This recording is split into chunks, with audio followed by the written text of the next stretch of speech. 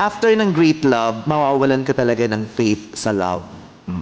Tapos yung hopeful love, yun yung love na nagpanumbalik nung paniniwala mo dun sa love. At yun din yung last love mo. Ayun na pa. Totoo po.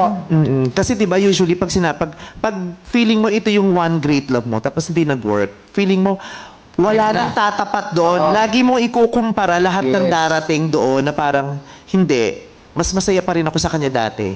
Hindi. Kahit hindi kami nag-work, iba pa rin yung experience ko sa... Lagi mong kinukumpara yung mga dumating dun sa one great love mo. Kaya wala, sabi mo talaga, wala. Hindi na ako iibig kasi wala namang pumapantay Kapantay. dun sa one Yes. great love ko.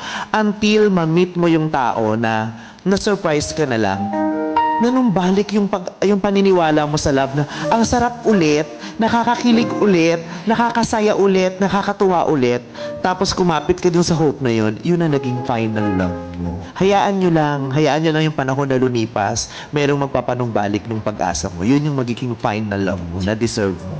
Kasi hindi naman lahat kasing swerte ng iba. Marami rin kasing swerte na yung first love nila, yun ang one great love nila, at yun ang final. Meron naman ganun talaga. Meron. Share talaga yun.